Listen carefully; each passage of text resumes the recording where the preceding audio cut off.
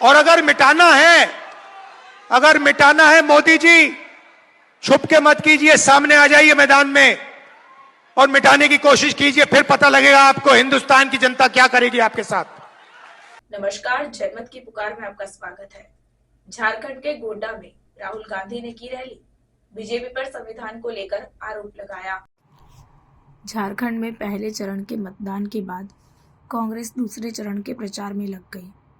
लोकसभा में विपक्ष के नेता राहुल गांधी ने गोड्डा में रैली की। उन्होंने इस रैली को संबोधित करते हुए भाजपा पर संविधान को कूड़ेदान में डालने की कोशिश का आरोप लगाया।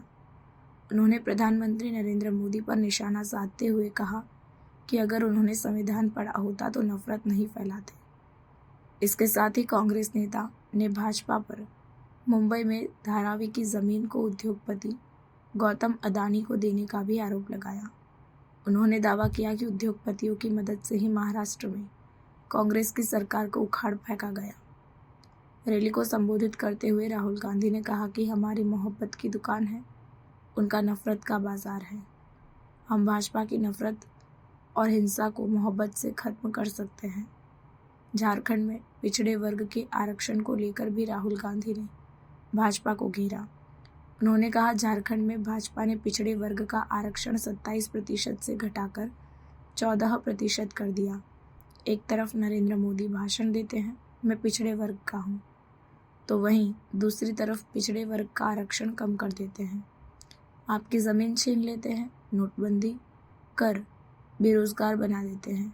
इसलिए झारखंड में हमने निर्णय ले लिया है, एसटी का आरक्षण 28% तक करेंगे, एससी का आरक्षण 12% करेंगे और ओबीसी का आरक्षण 27% करेंगे।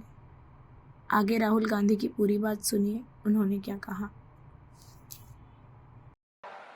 इस संविधान में समानता के बारे में लिखा है, भाईचारे के बारे में लिखा है, इज्जत के बारे में लिखा है। नरेंद्र मोदी जी कहते हैं कि राहुल गांधी लाल किताब दिखा रहा है। नरेंद्र मोदी जी, इसका रंग जरूरी नहीं है, जो इसके अंदर लिखा है, जो आपने पूरी जिंदगी भर नहीं पढ़ा है, वो जरूरी है। क्योंकि अगर आप इस किताब को खोल देते और इसको पढ़ लेते तो जो आप करते हो, जो नफरत फैलाते हो, एक धर्म को दूसरे धर्म से लड़ाते हो, अरबपतियों का लाखों करोड़ रुपए कर्जा माफ करते हो, देश में नफरत हिंसा फैलाते हो, वो आप नहीं करते। आप हिंसा नफरत इसीलिए फैलाते हो क्योंकि आप संविधान के नहीं हो। संविधान में कहीं नहीं लिखा कि हिंदुस्तान के एक नागरिक को दूसरे नागरिक से लड़ाई करनी चाहिए, एक नागरिक को दूसरे नागरिक की हिंसा करनी चाहिए। कहीं नहीं लिखा कि धर्मों को लड़ाना चाहिए, जातों को लड़ाना चाहिए, प्रदेशों को, भाषाओं को लड़ाना चाहिए। और यह काम बीजेपी और आरएसएस के लोग 24 घंटा करते हैं, बंद कमरों में करते हैं। ये देखिए, यह किताब खाली नहीं है, देख लीजिए। इस किताब में हिंदुस्तान की हिस्ट्री है, हिंदुस्तान का इतिहास है, भारत की आत्मा है, किसानों के सपने हैं, मजदूरों के सपने हैं, दलितों की रिस्पेक्ट है, पिछड़ों की भागीदारी है, सब कुछ इस किताब में है। और नरेंद्र मोदी और आरएसएस के लोग इस किताब को मिटाना चाहते हैं। मैं आपसे यहां बोलने आया हूं कि दुनिया, मोदी जी छोड़ो, दुनिया की कोई ताकत इस किताब को नहीं मिटा सकती, क्योंकि यह हिंदुस्तान की आत्मा है। और अगर मिटाना है मोदी जी, छुप के मत कीजिए, सामने आ जाइए मैदान में और मिटाने की कोशिश कीजिए, फिर पता लगेगा आपको हिंदुस्तान की जनता क्या करेगी आपके साथ।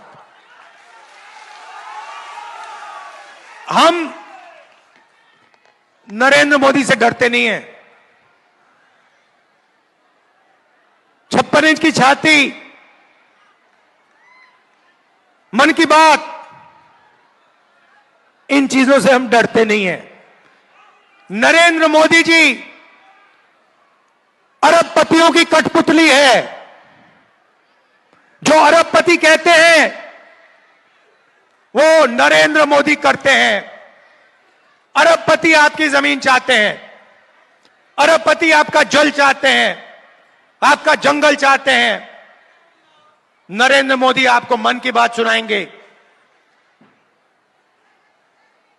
फिर अंबानी जी की शादी में चले जाएंगे।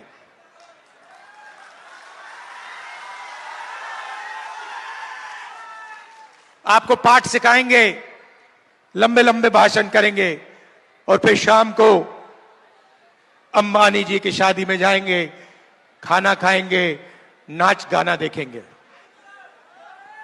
भाइयों और बहनों, 16 लाख करोड़ रुपया, 16 लाख करोड़ रुपया गरीबों का पैसा छीनकर नरेंद्र मोदी जी ने अरबपतियों का माफ किया है। महाराष्ट्र में चुनाव चल रहा है, वहां पे बंबई में जमीन है, धारावी में जमीन है, 1 लाख करोड़ रुपए की जमीन है। बंबई की जमीन, देश की सबसे महंगी जमीन। नरेंद्र मोदी जी और महाराष्ट्र की सरकार वो जमीन अदानी जी को देने की कोशिश कर रहे हैं। हमारी सरकार थी, महाराष्ट्र में हमारी सरकार थी, हमारी सरकार को जमीन छीनने के लिए गिराया गया, एमएलए खरीदे गए, सरकार गिराई गई। क्यों? अदानी जी की मदद करने के लिए। यही हो रहा है देश में। अगर आपने हमारा अभी तक चैनल सब्सक्राइब नहीं किया है तो कृपया चैनल सब्सक्राइब कर लें, लाइक करें, शेयर करें, कमेंट करें। तो मिलते हैं फिर किसी और खबरों के साथ। नमस्कार।